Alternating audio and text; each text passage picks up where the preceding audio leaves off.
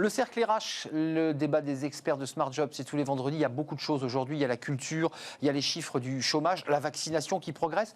Alors certains disent qu'elle progresse très vite, d'autres disent que ça va peut-être un peu moins vite que dans d'autres pays européens. On va en parler. Et puis on va parler du quoi qu'il en coûte, parce que c'est vrai qu'on est dans une zone un peu d'incertitude. Est-ce qu'on est toujours dans le quoi qu'il en coûte, ou est-ce qu'on est dans le combien ça coûte? Ça, c'est une vraie question, parce que certains commencent à faire les comptes, se disent jusqu'à quand va-t-on continuer à aider les entreprises? Est-ce qu'on suit le modèle Biden, c'est-à-dire on arrose encore de liquidités les entreprises? C'est une question que se pose le gouvernement et que vous vous posez.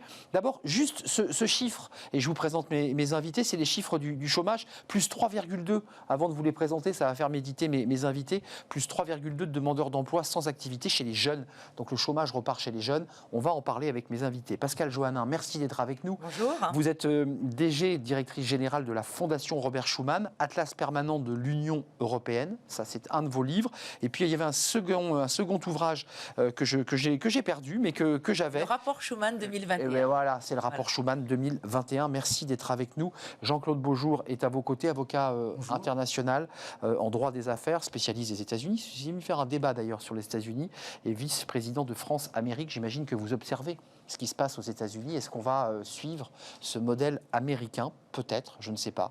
Frédéric Yvernel, merci d'être là et merci de revenir. DRH du Théâtre du Châtelet. On avait pris un pari qu'au 30 mai, c'est 30 mai, oui, que les spectacles redémarraient. Ça va redémarrer ou pas? Ça redémarre ce week-end. Ce week-end. Avec quel spectacle? Parce que je vous donne la parole. Avec L'Homme de la Mancha, qui est une formidable adaptation par Jacques Brel du Don Quichotte de Cervantes, qui est un spectacle extrêmement coloré, extrêmement joyeux, avec des textes et des chansons absolument formidables. Il a été joué par le passé avec un très grand succès. Il retrouve la scène du Châtelet, on en est très heureux. Et je pense que c'est un spectacle en plus pour toute la famille. Donc c'est une façon en fait de revenir dans les salles de spectacle avec les enfants et les parents et de recréer des émotions qui nous ont fait défaut depuis quelques mois. Pendant que je vous tiens, Frédéric Yvernel, complet Châtelet, là, pour ce spectacle? Complet dans une jauge réduite.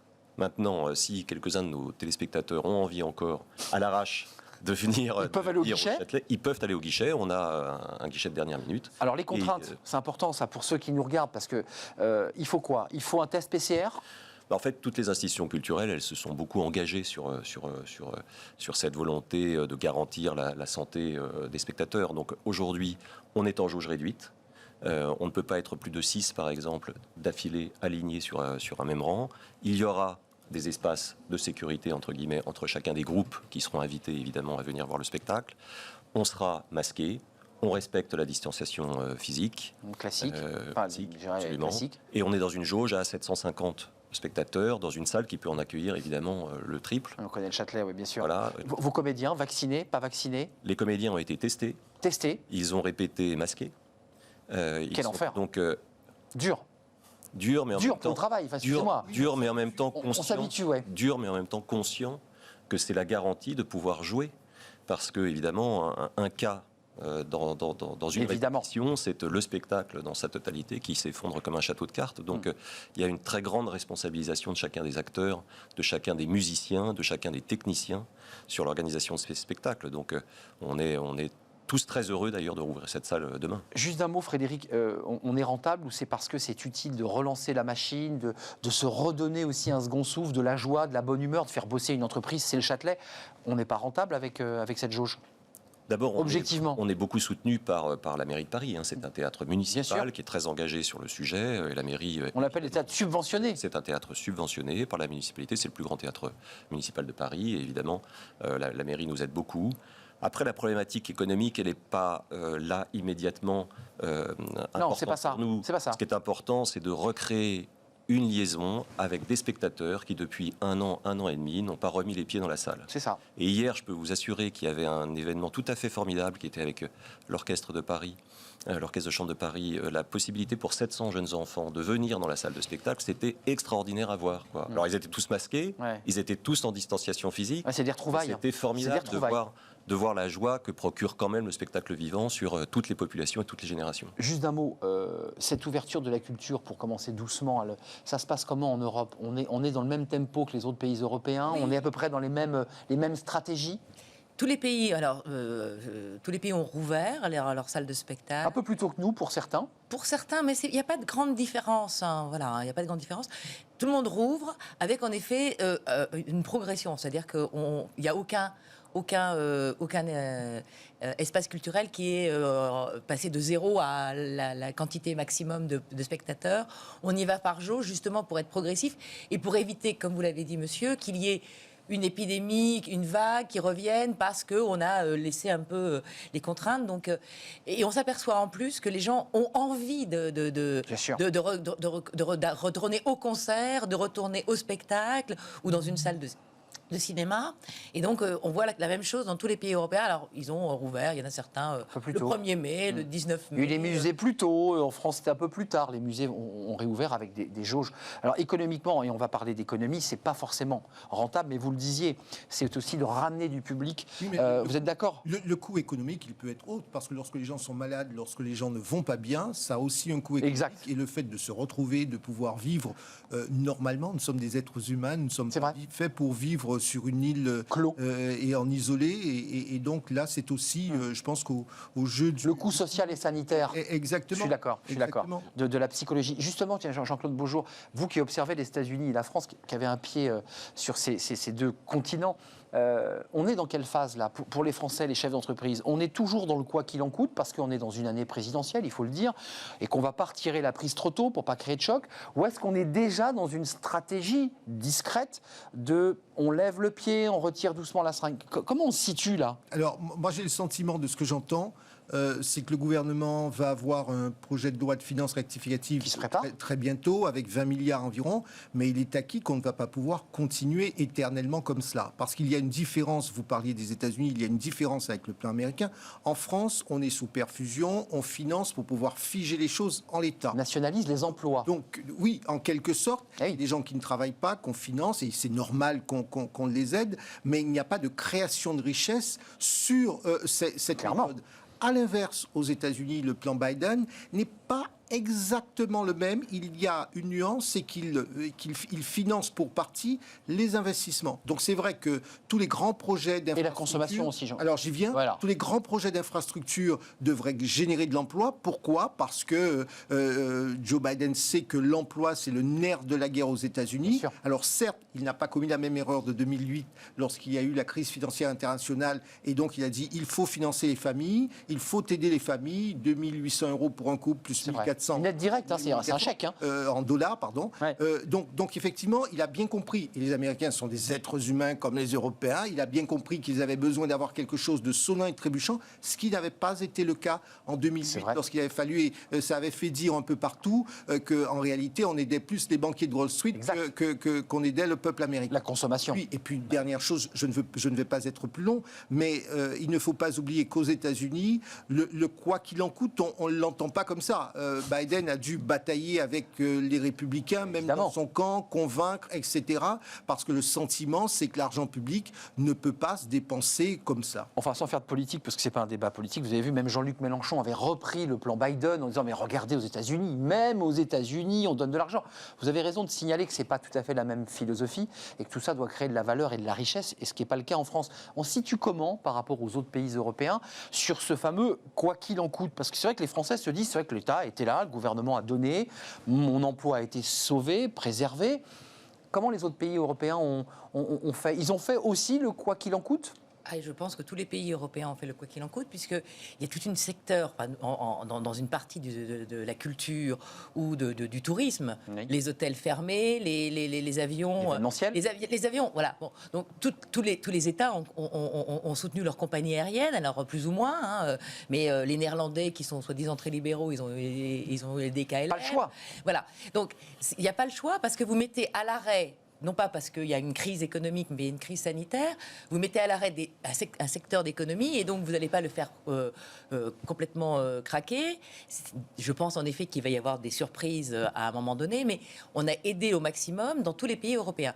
Tout simplement parce qu'il y avait en effet, on a arrêté l'économie parce qu'il y avait en effet un risque sanitaire. La question, c'est le juste milieu. Vous voyez, cette espèce de jeu entre l'équilibre... Maintenant, ce qu'il faut voir, c'est qu'on a fait ça, mais on a également, en Europe, mis en place ce plan de relance. Vous parliez des États-Unis, il y a un plan de relance, on compare souvent les deux.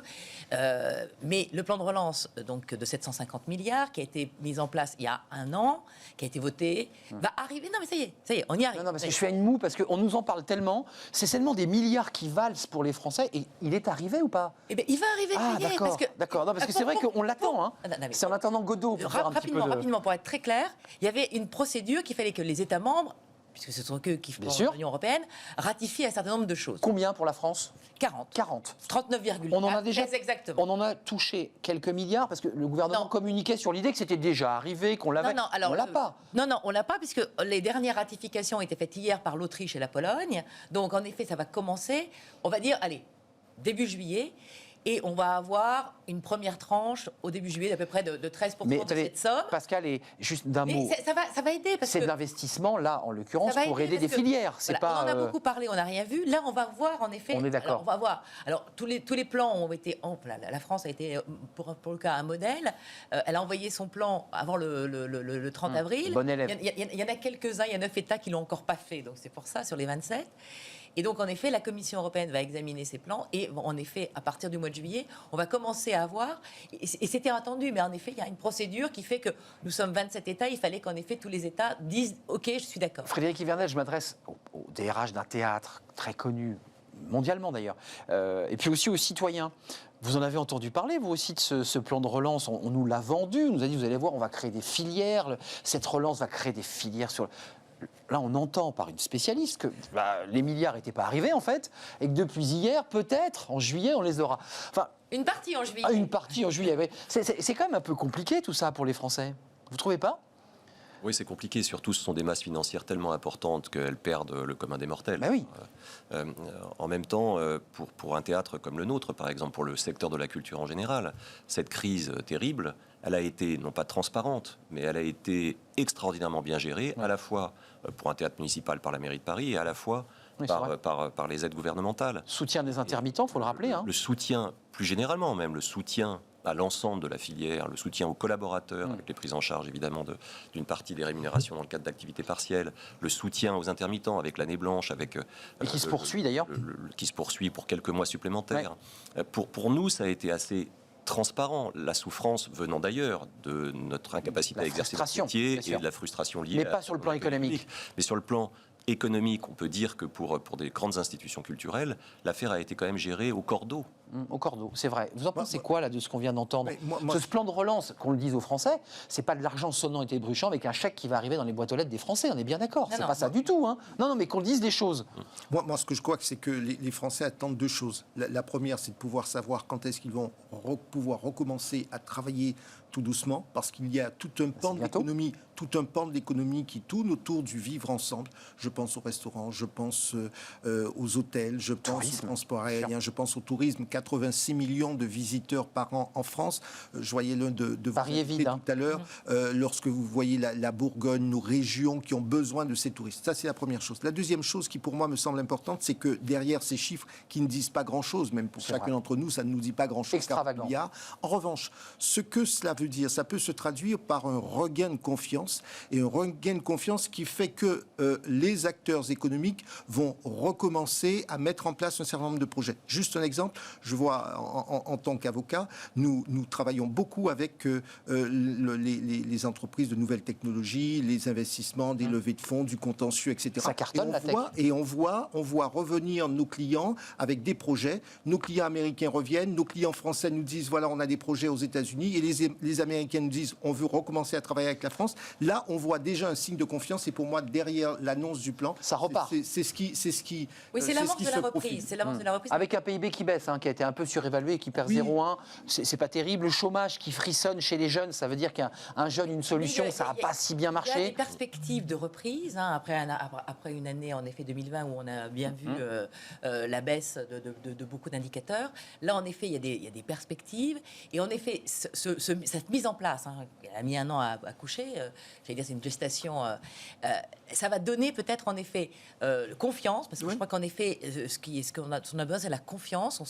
On est resté chez soi. Vous parliez d'une île, j'ai l'impression que les gens sont restés dans leur petit intérieur et qu'ils étaient coincés entre 4 murs, qu'ils n'osaient pas. Là, ils vont au Cinoche, ils vont au théâtre. La confiance. Mais voilà, je pense en effet, c'est la confiance. Après avoir 1 an, on a été abasourdi. Et si en effet, il y a des perspectives de reprise, de se dire, voilà, il y a des choses pour le numérique, il y a des choses pour l'environnement, puisque en effet, le plan de relance il est fléché. Voilà, c'est fléché. On va avoir peut-être en effet une reprise et en effet faire revenir les gens vers l'activité. Alors normale, j'aime pas trop cette expression, mais celle qu'on connaît, celle des humains. Oui, on va recommencer à travailler. On va recommencer à travailler. Mais Pascal, excusez-moi, c'est un peu l'heure de vérité quand même. Là, on est dans une phase intéressante parce que se superpose, je leur dis encore une fois, une période électorale où des candidats vont essayer d'expliquer qu'ils ont le meilleur programme dans un contexte économique extrêmement incertain.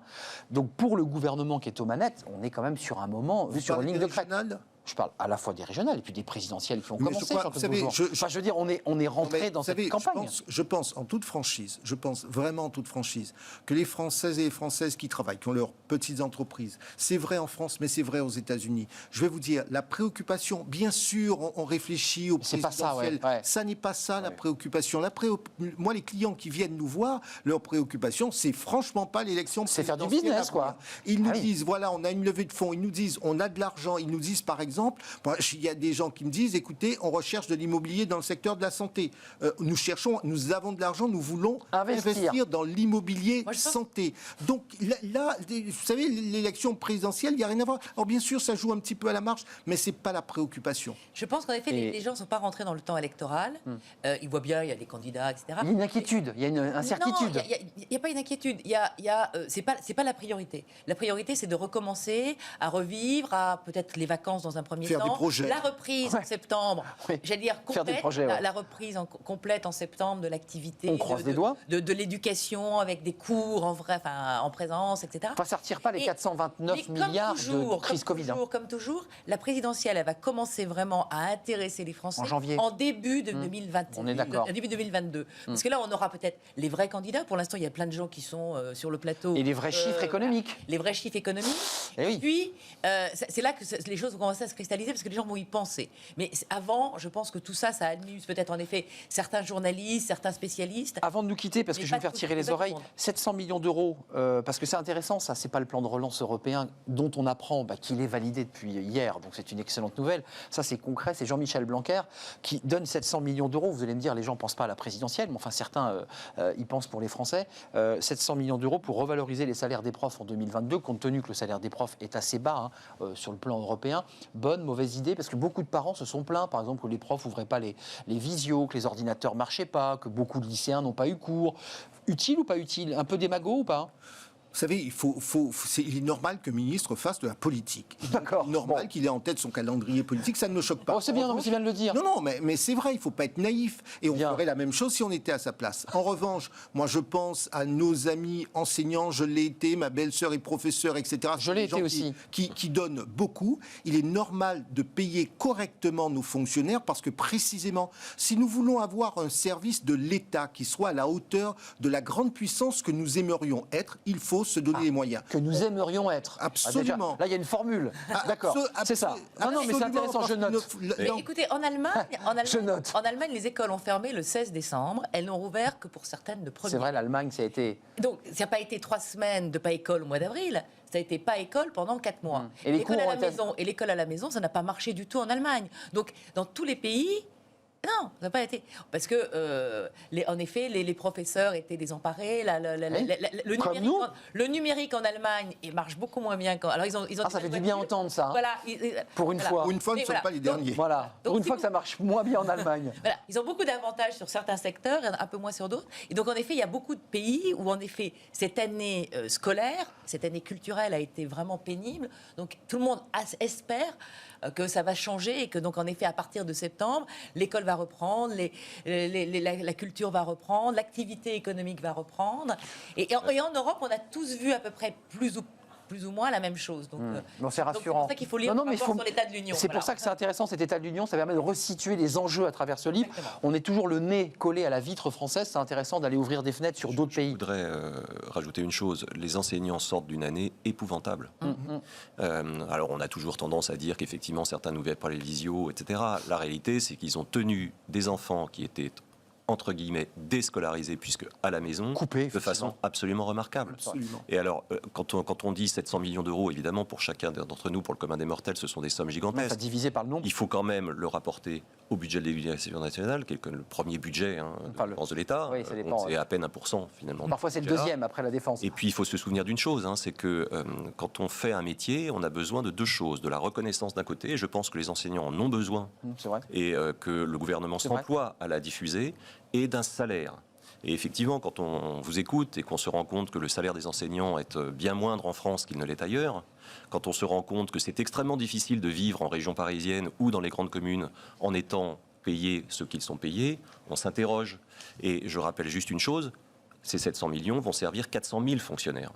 Mais Donc, si on se dit qu'en bas de page, à la fin du mois, on a 30 ou 35 euros supplémentaires sur sa feuille de paye, on a le sentiment d'avoir été traité. Mais on est bien loin de l'effet d'annonce qui donne le sentiment aux Français qu'on a surinvesti sur l'éducation nationale. Facialement, évidemment, ça fait un très gros chiffre, je suis d'accord à la fin. Vous n'allez pas vous faire tirer les oreilles, mais justement, c'est bien ce que nous a appris la crise. Finalement, on disait qu'il fallait serrer les boulons, la dépense publique, etc. On s'est bien rendu compte que si nous voulions avoir un État qui fonctionne, un État fort au sens État, une administration qui fonctionne, on avait besoin de fonctionnaires, on avait besoin du personnel de santé, on avait besoin d'une politique de soins qui soit différente parce qu'on a vu qu'on a été incapable au début de répondre. Donc c'est une réflexion que nous devons mener entre dépenses, économie et positionnement industriel. La dépense publique, le sujet est en train de monter doucement en France avec des experts qui commencent à s'interroger sur la réflexion à mener sur nos dépenses publiques parce que ça n'exonère pas d'un débat sur cette question. On ne peut pas envisager l'avenir en ayant un endettement qui soit continu. On a eu cet effort pendant un temps, il était nécessaire. Maintenant, il faut peut-être revenir à des étiages plus normaux, mais progressivement aussi. Oui, ça va être très long. Voilà. Alors, bien entendu, là, pour le coup, la dette française est bien supérieure à la dette allemande. Alors là, pour le coup, il y a un grand gap. Certains vous diront, on avait dit qu'on ne pouvait pas, et puis finalement, on a pu. Finalement, qu'est-ce qu'on fait ? Il va falloir réfléchir, en effet, commencer à rendre les choses un peu plus sainement économiques, pour pas qu'en effet, on fasse porter sur les générations futures les errements de cette... Vous reviendrez dans quelques semaines, puisque vous venez régulièrement, on s'interrogera peut-être sur cette question, parce qu'il y a un an, il était question de fermer tous les robinets de la dépense publique, et puis en quelques mois, des milliards se sont répandus. C'est vrai que ça peut créer un sentiment chez les Français un peu de trouble. On a levé tous les tabous dans cette période un peu inédite. Le quoi qu'il en coûte, c'était Mario Draghi en 2012, exact, c'est vrai. Avec derrière les banques centrales européennes. Là, le quoi qu'il en coûte à la française, c'est l'État qui n'a pas la capacité monétaire qu'ont les banques centrales, mais n'empêche qu'en revanche, pour l'élection présidentielle, ça sera un débat sur notre projet de société. Que voulons-nous pour les années qui viennent ? On est très période de trouble, retournons au spectacle. Retournons au spectacle. C'est ce week-end. C'est ce week-end au Châtelet. Ruez-vous avec un test PCR de 72 heures. Don Quichotte, joué par Jacques Brel. Avec des conditions sanitaires qui excluent. Évidemment. Frédéric Hivernel, DRH du Théâtre du Châtelet, Jean-Claude Beaujour. Et si la France gagnait la bataille de la mondialisation ? Je n'avais pas cité votre livre, vous êtes avocat international. Et Pascal Joannin, lisez le rapport Schuman 2021. Sur l'état de l'Union. De l'Union. Il est sorti le 4 mai. Oui. Donc lisez-le. Voilà, et ça permet d'avoir un peu un sujet, une vision un peu sérieuse sur l'Europe. Merci d'être venu nous éclairer sur tous ces sujets. Il y avait beaucoup de sujets et je suis très en retard. C'est le livre de Smart Job. C'est un coach, ancien champion de sport et qui va nous accompagner pendant quelques minutes et nous parler de son livre. Il a inventé une méthode pour être plus performant, tout simplement, mais sans dopage. Regardez.